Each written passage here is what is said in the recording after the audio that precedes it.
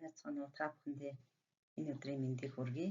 Танихгүй ил шинжлэлийн судалгаа сэдвийн хүрээнд танихгүй ил шинжлэлийн үүсэл хөгжил, судалгааны зорилго онцлог, танихгүй ил шинжлэлийн судалгааны чиг хандлага буюу салбаруудын тухай мэдээлэл хуваалцахаар бэлтгэлээ. Танихгүй ил шинжлэлийн судалгааны онол арга зүйн тухай бид яагаад судлах ёстой вэ гэсэн асуулт гарч ирнэ.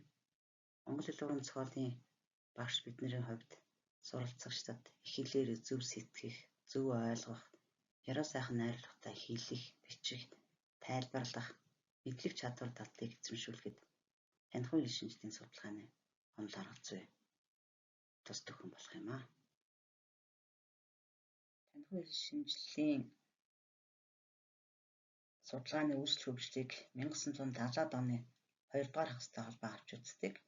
Америкийн нэгдсэн улсын эрдэмтэн Жан Локоб Томпсон нарын танихгүй ил зөв танилцуулъя гэсэн өгүүлэл анх удаа 1975 онд хэвлэгдэн гарсан.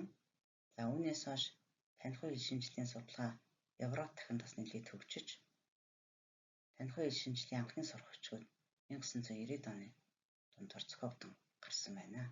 Үүний зэрэгцээгээр олон улсын эрдэм шинжилгээний урлууд зохион байгуулагдаж, эрдэм шинжилгээний өгүүлэл, эмхтгэл, сэтгүүл, орчуулгын бүтээлүүд хэвлэгдэн гарах болсон байна.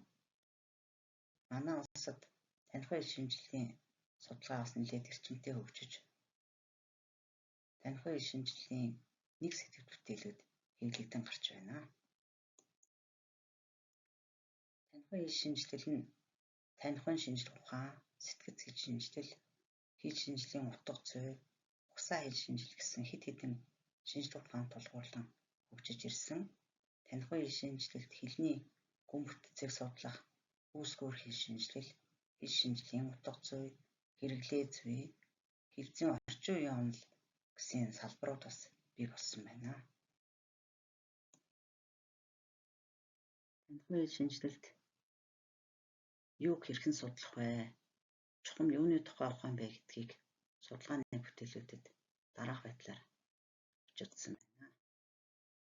Танихгүй ил шинжиллийн судалгааны гол арга зүй нь бидний урьдаас таньж мэдэх гэж байгаа тухайн юм үзэгдэл нийгэм, соёл, сэтгэлгээ, харилцаа үүргийн талаасаа ямар шинж байдалтай, ямар онцлогтой, ямар харилцаа хамааралтай вэ гэдгийг судлан шинжиж, нээн тодорхойлохыг гол болгодог.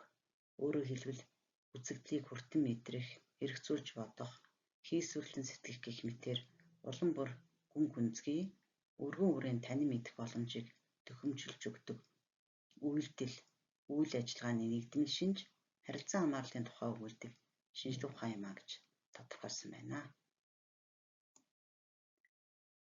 Уламжлалт хэл шинжилэл, бүтэц хэл шинжилэл, хэлний нийтлэгийн онолуудад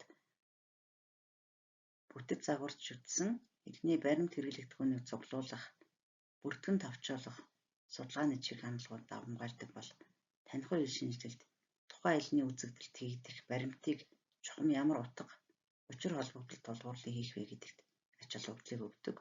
Хэлний бүтэц бол хүний ертөнцийг танин мэдэх арга замын үр дүн юм а гэж үздэг онцлогтой. Профессор Нансалмаа багш танихгүй ил шинжилэл гэсэн бүтээлдээ танихгүй ил шинжиллийн судалгааны чиг хандлагыг дараах байдлаар ангилан авч үзсэн байна. Ингээд эдгээрээс зарим нэгийг жишээлэн тайлбарлахыг зорилоо.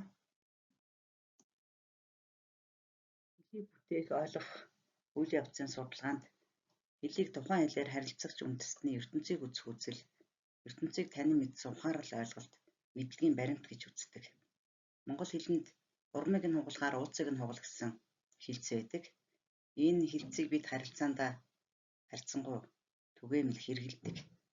Гэхдээ энэ хэлц яагаад үүссэн тухай төдийл анзаарахгүйгээр өнгөрдөг.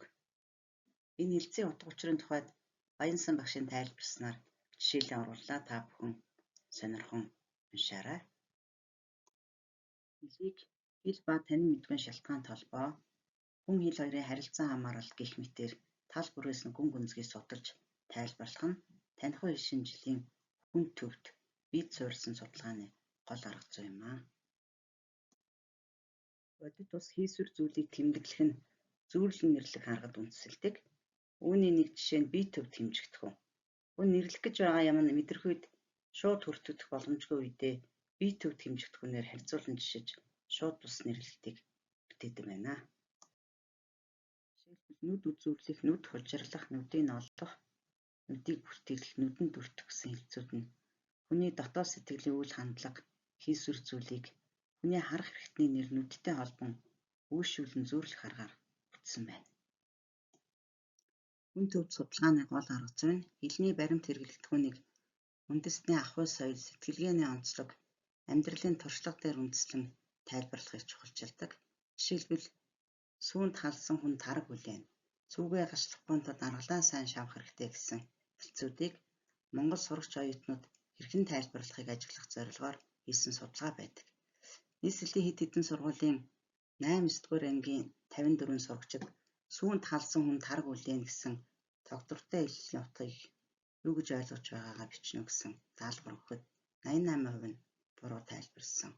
Үлдсэн хувь нь нэлээд хүснээс нэг сурагч халуун сүү уугаад хаширсан хүн тараг уухдаа тараг халуун байдаггүйг мэдэхгүйгээс таргийг хөргөх гэж үлээсэн болов энэ хүн бол хашир хүн байна гэж тайлбарласан байна. Тухайн сурагчтай уулзаад ярихад амралтаараа хөдөө эмээ өвөдөө очиж сайн сүүний ажилтан тусалдаг. Таргийг халуун сүүгээр бүрдэг боловч бүрэлдсэн тараг халуун байдаггүйг мэддэг учраас энэ хүн бол хашир хүн байна гэж ойлгож тайлбарласан гэж хариулсан байна. Сүүгээ гашлахгүй тулд аргалаа сайн шавах хэрэгтэй гэсэн хэлцээ утгыг тайлбарлах даалгавар өгөхөд өмнө говьас суралцж буй 10 оюутны 8 зөв тайлбарласан бол Арангаа аймагаас суралцж буй 10 оюутны 1 зөв тайлбарласан байна.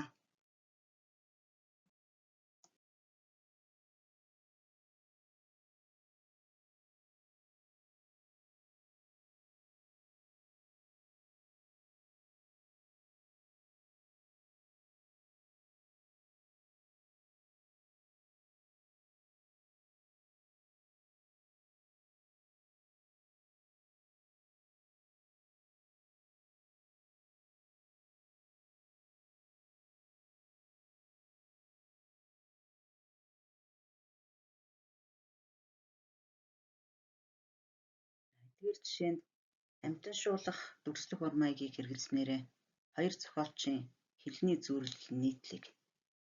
Мөн адилтгал зүйрлэлийн их үндэс нь ч гэсэн үндэстний аж төрөх ёс ахуй соёлтой холбоотой байна. Харин зүйрлэлийн үүсгэл санаа, үндэс болгосон зүйл, юу гонцолж чухалчилсан сэтгэлгээ, уран санаагаараа ялгаатай байна. Анхаарал хандуулсан та бүхэндээ баярлалаа.